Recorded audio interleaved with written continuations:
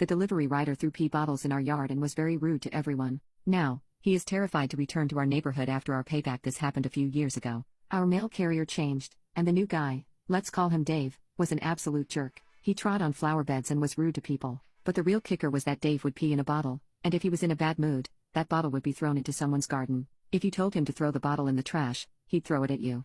Dave was the son of the postmaster, Bob, an older guy with a boys will be boys mindset, and best friends with the local sheriff, Steve. If you talked to Bob about his son, it would be excuses, he's a foster kid, he's had a hard life, and so on. If you went to Steve, it would be boys will be boys. Dave was in his 30s, or Postmaster Bob is dealing with it personally. One day, in the middle of summer, the neighborhood kids got to see Mailman Dave being his usual sunny self. It seemed Dave was mean to them, too. The kids were outside playing with their water pistols, and one of them had this real high-power device that sent the water a good 10 feet or more, and the kid who owned it, Orrin, was a great shot. It was a lovely day, 30 degrees in the sun, and I was out back preparing dinner. Suddenly, there was this blood-curdling scream from Dave, and the whole neighborhood came running to see what happened. Turns out, Orrin had loaded his water pistol with one of Dave's pee bottles and topped it off with a can of Red Bull. Now Dave was covered in a disgusting, sticky, pee and sugar mess, which was starting to stink to high heaven. One of my neighbors offered to let Dave use her shower. He ran off to another house, grabbed the hose, and turned it on himself. So now Dave was sticky,